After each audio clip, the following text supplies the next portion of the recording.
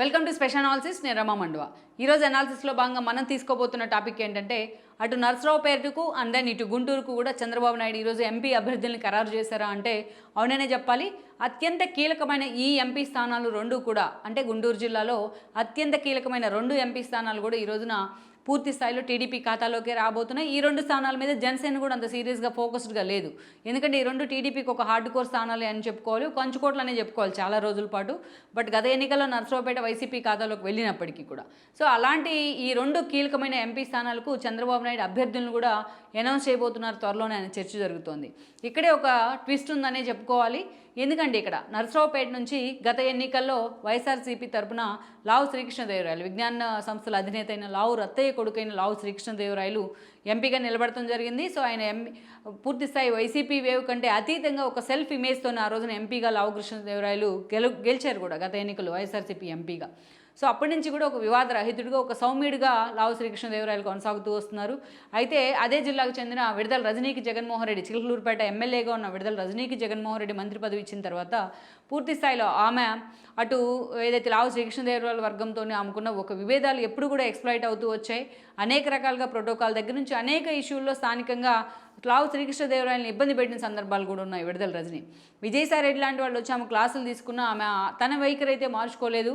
But అదే సమయంలో ఆమెను ఈ రోజున చిలకూరుపేట నుంచి గుంటూరు వెస్ట్కి కూడా పంపించిన పరిస్థితి అయితే కనిపిస్తుంది. ఇక అదే సమయంలో బీసీ సీటు నర్సరావుపేటకి ఇవ్వబోతున్నాను, లావుకి టికెట్ ఇవ్వను అంటూ కూడా జగన్మోహన్ రెడ్డి తేల్చి చెప్పిన పరిస్థితులు. అంటే గుంటూరు వెళ్ళమన్నారని ఆయన చెప్పుకుంటూ వచ్చారు. బట్ లావు శ్రీకృష్ణదేవరాయలు మాత్రం గుంటూరు పార్లమెంటు పరిధిలో అమరావతి ఉంది, నేను అమరావతి రైతులకు తన వైఖరిని వైసీపీ తరపున చెప్పలేను కాబట్టి అసలు పార్టీలోనే ఉండనంటూ కూడా ఆయన పార్టీ పదవికి ఎంపీ పదవికి రాజీనామా చేసి బయటకు వచ్చున్నారు. అప్పటికి ఆయన లోకేష్తో టచ్లోకి వచ్చున్నారు. అటు లోకేష్ అండ్ చంద్రబాబు నాయుడు కూడా ఈరోజు లావు శ్రీకృష్ణదేవరాయలకి టికెట్ ఇచ్చేందుకు సిద్ధంగా ఉన్నారన్నది వాస్తవం. ఎందుకంటే అటు లావు రత్తయ్య కూడా టీడీపీతోని సత్సంబంధాలే ఉన్నాయి. ఇక ఇదే సమయంలో జగన్మోహన్ రెడ్డి అనిల్ కుమార్ యాదవ్ నెల్లూరు సిటీ ఎమ్మెల్యేగా మాజీ మంత్రిగా ఉన్న అనిల్ కుమార్ యాదవ్ని తీసుకొచ్చి ఈరోజు నర్సరావుపేట ఎంపీగా ఒక బీసీ అభ్యర్థిని పెట్టి ఆయన ప్రయోగం చేయబోతున్నారు, ఎంపీగా అనౌన్స్ చేస్తున్నారు. ఇక టీడీపీ కూడా త్వరలోనే లావు శ్రీకృష్ణదేవరాయల్ని నర్సరావుపేట టీడీపీ అభ్యర్థిగా కూడా అనౌన్స్ చేయబోతూ వస్తుంది. ఇక మరోవైపు చూసినట్లయితే ఈరోజు గుంటూరు స్థానం కూడా అత్యంత కీలకమైందే. గుంటూరు స్థానం నిజంగానే టీడీపీకి చాలాసార్లు సవాలు విసురుతూ వచ్చింది. గతంలో మోదుగులు లాంటి వాళ్ళు అక్కడ ఎంపీగా కూడా పనిచేసిన హిస్టరీ అయితే ఉంది. ఇక ఆ తర్వాత మనం చూసినట్లయితే ఎంపీగా పోటీ చేసిన హిస్టరీ ఉంది. గతంలో మనం చూసినట్లయితే 2014 ఎన్నికల్లో విభజిత ఆంధ్రప్రదేశ్గా మిగిలిన తర్వాత టీడీపీ ఆ రోజు అధికారాన్ని చేపట్టింది. ఆ రోజు గల్లా జయదేవ్ యాక్చువల్గా వాళ్ళది చిత్తూరు, గల్లా అరుణకుమారి వారసుడు కూడా ఆయన. సో అక్కడి నుంచి వచ్చి చంద్రబాబు నాయుడు కోరిక మేరకు గుంటూరు నుంచి ఎంపీగా పోటీ చేస్తున్నారు. ఆయన 2014లో గెలుచున్నారు. విభజన హామీల వేదికగా టీడీపీకి అండ్ దెన్ మోడీకి మధ్య వచ్చిన ఒక డ్రిఫ్ట్లో కూడా తన వాయిస్ని అత్యంత సమర్థవంతంగా వినిపించగలిగారు గల్లా. ఆ తర్వాత 2019 ఎన్నికల్లో టీడీపీ ఒక ప్రతికూల పరిస్థితుల్ని ఫేస్ చేసిన ఆ సిచ్యువేషన్లో జగన్మోహన్ రెడ్డి వేవ్ మొత్తం రాష్ట్ర వ్యాప్తంగా ఉన్న ఆ సిచ్యువేషన్లో కూడా గల్లా గుంటూరు ఎంపీగా మరోసారి గెలుచున్నారు. అయితే గెలిచినప్పటి నుంచి కూడా అనేక రకాలుగా గల్లాని వైఎస్ఆర్సీపీ ప్రభుత్వం ఇబ్బంది పెడుతూ వచ్చింది. అమర్ రాజా బ్యాటరీస్ మొదలుకొని వ్యక్తిగతంగా కూడా గల్లాని టార్గెట్ చేస్తూ జగన్మోహన్ రెడ్డి అనేక రకాల ప్రయత్నాలు చేస్తూ వచ్చారు. తన పార్టీలో రమ్మంటూ కూడా ఆయనకు ప్రెజర్ ఇవ్వడం జరిగింది. బట్ గల్లా మాత్రం ఈ నిర్ణయానికి వ్యతిరేకంగా ఆయన పార్టీకే రాజీనామా చేశారు. పార్టీకి రాజీనామా కాదు, రాజకీయాల నుంచి తప్పుకుంటున్నాను అంటూ కూడా ఈసారి పోటీ చేయబోను, టెంపరీ రిటైర్మెంట్ తీసుకుంటున్నాను అంటూ కూడా వాలంటరీ రిటైర్మెంట్ లాగా ఆయన మాట్లాడుతూ వచ్చారు. సో ఈరోజు గల్లా ఆ స్థాయిలో రాజకీయాల్లోకి రాని ఈసారి ఎంపీగా పోటీ చేయబోతులేదని చెప్పారు కాబట్టి టీడీపీ అక్కడ ఒక సాలిడ్ అభ్యర్థి కోసం ఎదురు చూస్తూ వస్తుంది. ఈ క్రమంలోనే అనేక మంది పేర్లు అక్కడ తెర మీదకి వచ్చాయి.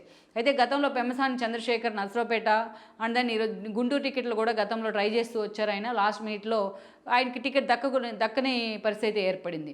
అందుకే ఈరోజు ఒక ఎన్ఆర్ఐగా ఉన్న పెమ్మసానికి ఇటీవలే హుటాహుటిగా ఇక్కడికి రావాలని కూడా చంద్రబాబు నాయుడు ఆయన్ని పిలవడం కానీ స్వయంగా ఆయన అమెరికా నుంచి రావడం కానీ ఈరోజు పూర్తి స్థాయిలో గుంటూరు ఎంపీ టికెట్ని ఆయనకే హామీ ఇచ్చారన్న ప్రచారం జరుగుతోంది. ఆయన ఒక సక్సెస్ఫుల్ పారిశ్రామికవేత్తగా కూడా సక్సెస్ అయి ఉన్నారు చంద్రశేఖర్. సో అందుకనే ఈ రోజున ఆయనకి టికెట్ కూడా అనౌన్స్ చేయబోతున్నారని అనుకోవాలి పూర్తి స్థాయిలో. ఆల్మోస్ట్ ఇక అక్కడ పోటీకి కూడా బరిలో నిలిచేందుకు కూడా టీడీపీ తరఫు నుంచి ఆ స్థాయిలో సీరియస్గా ఉన్న నేతలు అయితే లేరు. ఆలపాటి రాజా లాంటి వాళ్ళు గుంటూరు టికెట్ ఇస్తారు, తెనాలి మనోహర్కి వెళ్తుంది కాబట్టి అన్న ప్రచారం ఉన్నా అదైతే ఆ స్థాయిలో వర్కౌట్ కాలేదని అనుకోవాలి. చంద్రబాబు నాయుడు అయితే మాత్రం చంద్రశేఖర్ వైపే ఈ రోజున మొగ్గు చూపుతున్న సిచ్యువేషన్ అయితే ఉంది. సో అటు చూసినట్లయితే అటు నర్సరావుపేటకు ఇటు గుంటూరుకు ఇద్దరికీ కూడా ఒక కమ్మ సామాజిక వర్గానికి చెందిన నేతలకి చంద్రబాబు నాయుడు ఈరోజు ఎంపీ టికెట్ ఇచ్చే ప్రయత్నం చేయడం కానీ రేపటి ఎన్నికల్లో ఈ సమీకరణాలు ఎంతవరకు వర్కౌట్ అవుతాయన్న అంశం కానీ ఈ రోజున ఉమ్మడి గుంటూరు జిల్లాలో ఒక కీలకమైన అంశంగా మారింది. ఈ వీడియో మీకు నచ్చినట్లయితే please share, like and subscribe R24 Telugu.